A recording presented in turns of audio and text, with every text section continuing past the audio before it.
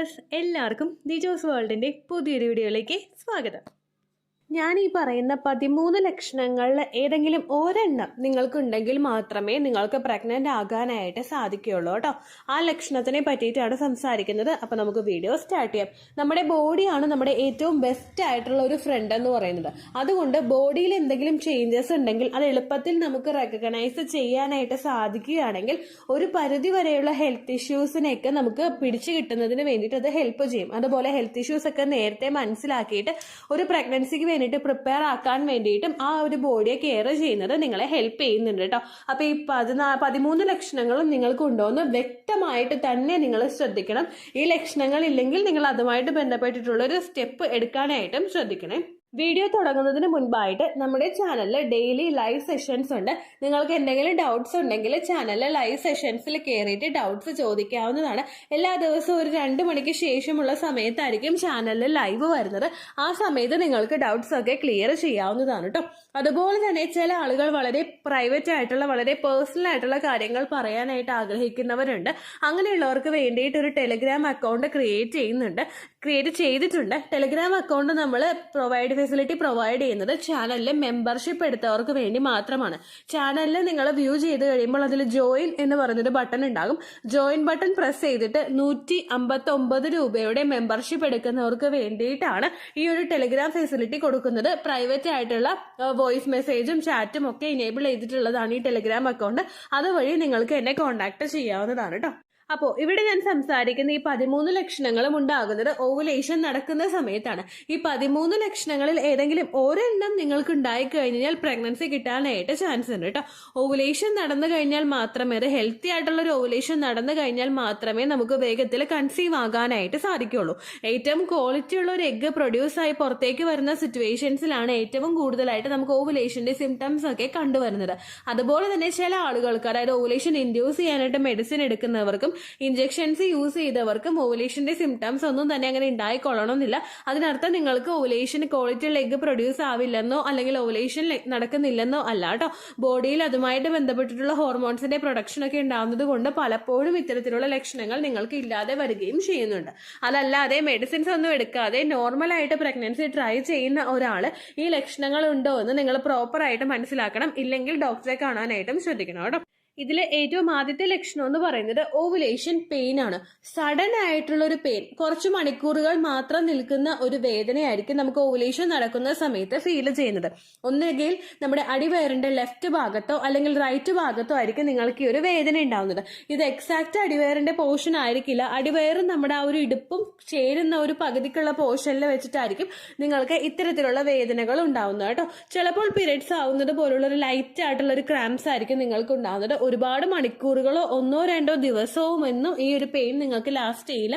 ഒരു വൈകുന്നേര സമയത്തൊക്കെയാണ് തുടങ്ങുന്നതെങ്കിൽ 1-2 മണിക്കൂറോളം നിങ്ങൾക്ക് ആ ഒരു ഡിസ്കംഫർട്ട് ഉണ്ടാകും. നിങ്ങൾ റെക്കഗ്നൈസ് ചെയ്യും, ഇങ്ങനെ ഒരു പെയിൻ വരുന്നുണ്ടല്ലോ എന്നുള്ള കാര്യം നിങ്ങൾക്ക് റെക്കഗ്നൈസ് ചെയ്യാനായിട്ട് പറ്റും കേട്ടോ ചിലപ്പോഴൊക്കെ, ചില സിറ്റുവേഷൻസിൽ.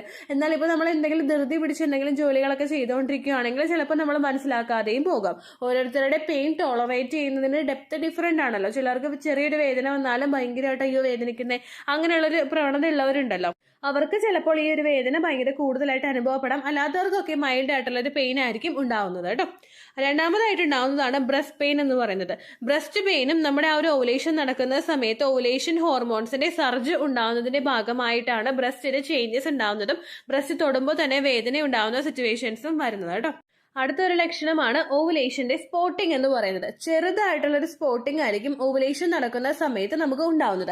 ചെറുതായിട്ടുള്ള ഒരു ബ്രൗൺ ഡിസ്ചാർജോ അല്ലെങ്കിൽ ക്ലോട്ട്സ് ഒന്നും ഇല്ലാത്തതായിട്ടുള്ള ഒരു പകുതി ദിവസമോ അല്ലെങ്കിൽ ഒരു ഇത്തിരി മണിക്കൂറുകൾ മാത്രം നിലനിൽക്കുന്ന ചെറിയൊരു ബ്ലീഡിങ്ങോ ആയിരിക്കും നിങ്ങൾക്ക് ഓവുലേഷൻ നടക്കുന്ന സമയത്ത് ഉണ്ടാവുന്നത്. ഇത് എഗ്ഗ് പൊട്ടി പുറത്തേക്ക് വരുന്നതിന്റെ ഭാഗമായിട്ട് നിങ്ങൾക്ക് ഉണ്ടാവുന്ന ലൈറ്റ് ആയിട്ടുള്ള സ്പോട്ടിംഗ് ആണ്. ഇതൊരിക്കലും ഒരു പാഡ് പോലും ഫുള്ളായിട്ട് നിറയേണ്ട തരത്തിലുള്ള ഒരു ബ്ലീഡിംഗ് ആയിരിക്കില്ല. വളരെ വളരെ കുറവായിട്ടുള്ള ഒരു സ്പോട്ടിംഗ് മാത്രമേ ഓവുലേഷൻ നടക്കുന്ന സമയത്ത് ഉണ്ടാവുകയുള്ളൂ. അങ്ങനെ ഒരു സ്പോട്ടിംഗ് ആണ് നിങ്ങൾക്ക് ഫീൽ ചെയ്തതെങ്കിൽ അതിൽ നിങ്ങൾ ടെൻഷൻ ആവേണ്ട ആവശ്യമില്ല.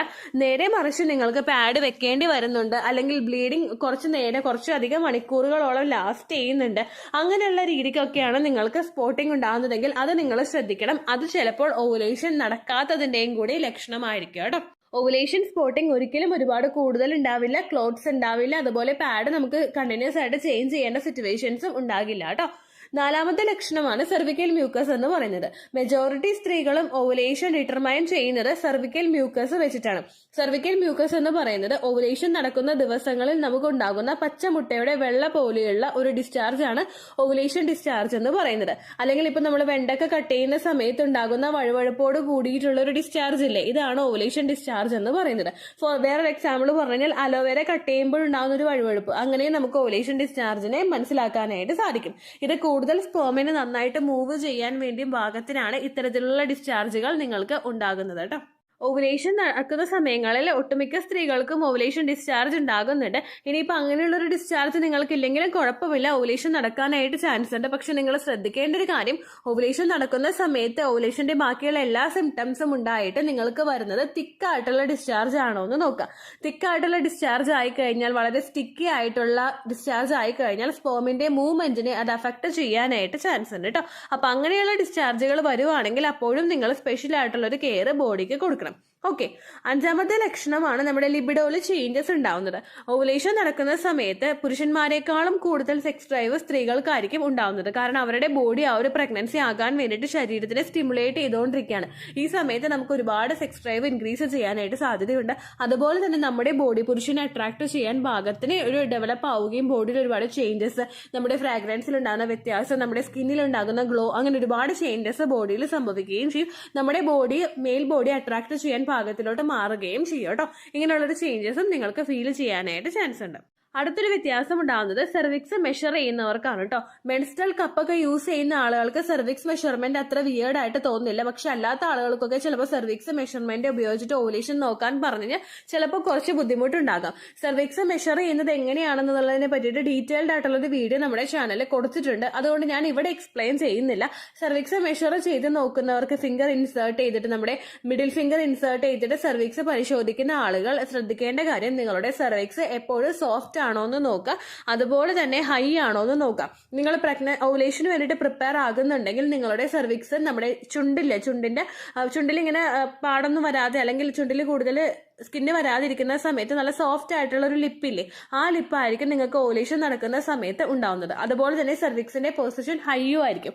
ഇതെങ്ങനെയാണ് മെഷർ ചെയ്യേണ്ടതെന്ന് ഓൾറെഡി വീഡിയോയിൽ എക്സ്പ്ലെയിൻ ചെയ്തിട്ടുണ്ട്. അതുകൊണ്ട് ഇതിന്റെ കൂടുതൽ പറഞ്ഞതിന്റെ ലെങ്ത് ഭയങ്കരമായിട്ട് കൂടിപ്പോകും, അതുകൊണ്ട് പറയുന്നില്ല കേട്ടോ. അതുപോലെ തന്നെ ഫിംഗർ ഇൻസേർട്ട് ചെയ്ത് സെർവിക്സിന്റെ പൊസിഷൻ നോക്കുന്ന സമയത്ത് മസ്റ്റ് ആയിട്ട് ശ്രദ്ധിക്കണം, കയ്യിൽ നഖം നന്നായിട്ട് കട്ട് ചെയ്ത് കളഞ്ഞിട്ടുണ്ടാകണം.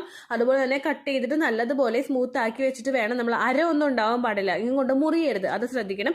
അതുപോലെ തന്നെ കൈ നല്ലതുപോലെ സോപ്പിട്ട് നന്നായിട്ട് വാഷ് ചെയ്തിട്ട് മാത്രമേ നിങ്ങൾ ഇൻസേർട്ട് ചെയ്ത് നോക്കാൻ പാടുള്ളൂ.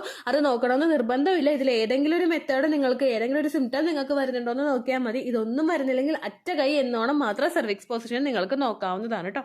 അടുത്തൊരു ബുദ്ധിമുട്ടുണ്ടാകുന്നത് നമ്മുടെ സ്കിന്നിൽ, ബുദ്ധിമുട്ടല്ല, ഒരു ലക്ഷണം ഉണ്ടാകുന്നത് സ്കിന്നിലെ ഗ്ലോ ഉണ്ടാവുന്നതാണ് കേട്ടോ. അതായത് നമുക്ക് കൂടുതൽ നമ്മുടെ ബോഡി അട്രാക്ട് ചെയ്യാൻ പാകത്തിന് മാറുന്നു എന്ന് പറഞ്ഞല്ലോ. അപ്പോൾ പീരിയഡ്സ് കഴിഞ്ഞതിന് ശേഷം നമ്മുടെ ബോഡിയിൽ വ്യത്യാസം വരിക, തിളക്കം വരിക, നമ്മുടെ കണ്ണാടി നോക്കുമ്പോൾ നമുക്ക് തന്നെ കൊള്ളാലോ എന്ന് തോന്നുന്ന രീതിക്ക് ഓവുലേഷൻ നടക്കുന്ന സമയത്ത് ബോഡിയിൽ വ്യത്യാസം ഉണ്ടാകാനായിട്ടും ചാൻസ് ഉണ്ട് കേട്ടോ. അടുത്തൊരു കണ്ടീഷൻ ഉണ്ടാവുന്നതാണ് ബ്ലോട്ടിംഗ് എന്ന് പറയുന്നത്.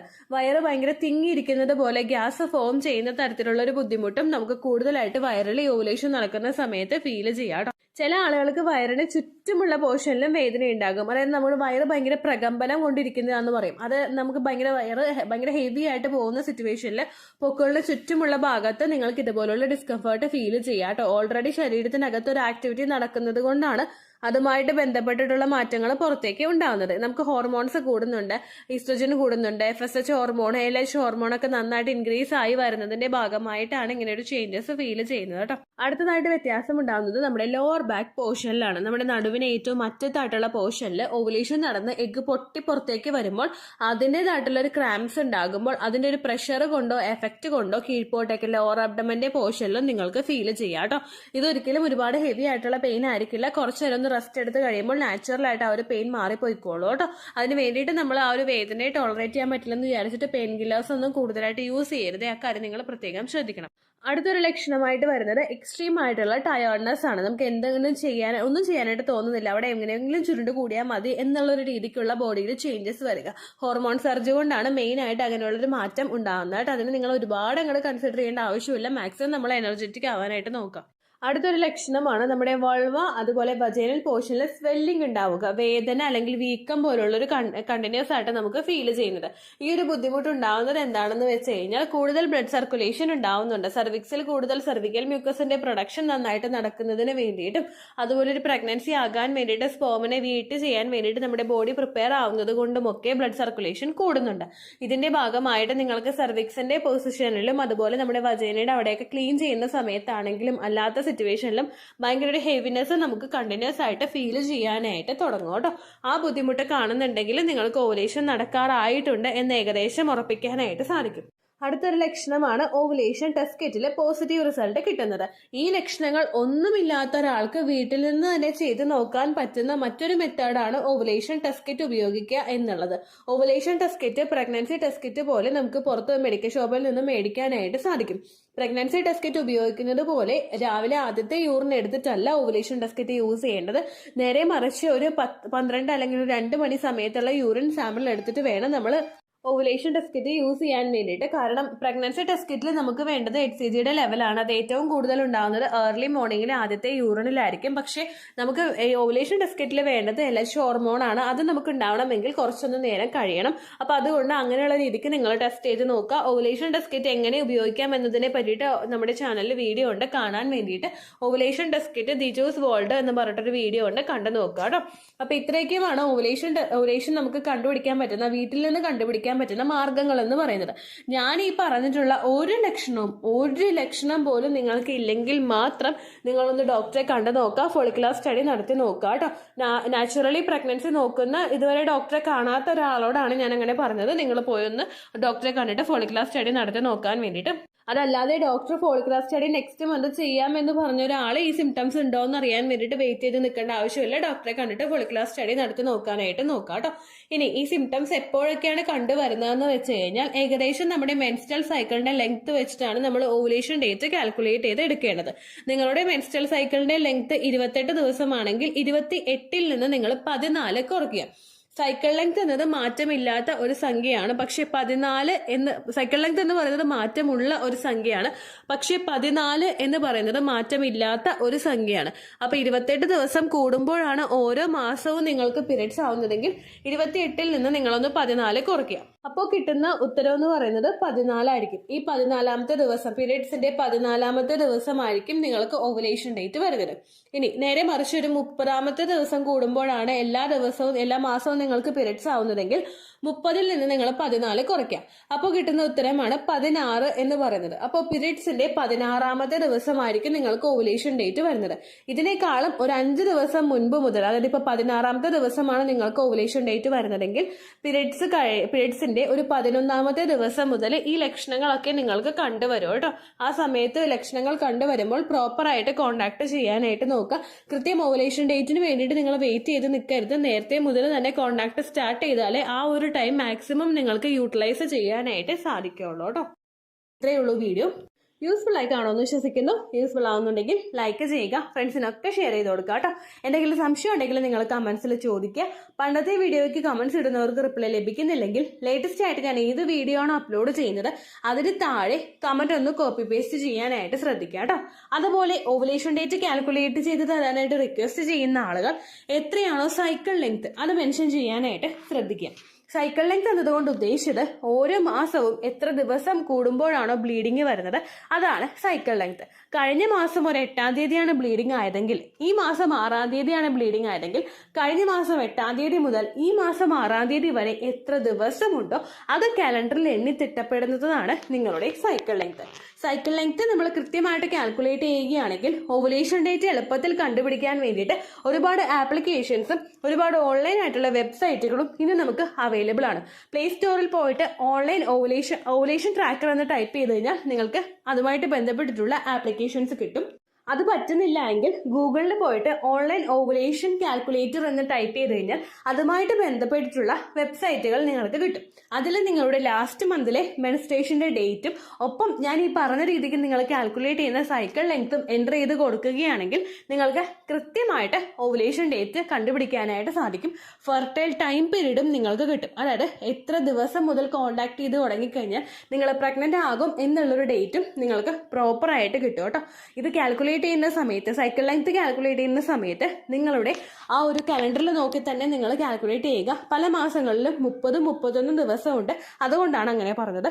ഒപ്പം നിങ്ങൾക്ക് ബ്ലീഡിങ് തുടങ്ങിയ ദിവസത്തിന് വേണം നിങ്ങൾ ഡേ 1 ആയിട്ട് എടുക്കാൻ വേണ്ടിയിട്ട്. സ്പോട്ടിങ് തുടങ്ങിയ ദിവസത്തിനെ, അതായത് ചെറുതായിട്ട് ഡിസ്ചാർജ് പോയി തുടങ്ങിയ ദിവസത്തിനെ നിങ്ങൾ കൺസിഡർ ചെയ്യേണ്ട ആവശ്യം ഇല്ല കേട്ടോ. അപ്പോൾ ഇത്രയേ ഉള്ളൂ വീഡിയോ. അടുത്തൊരു വീഡിയോ ആയിട്ട് നമുക്ക് വീണ്ടും കാണാം. ബൈ.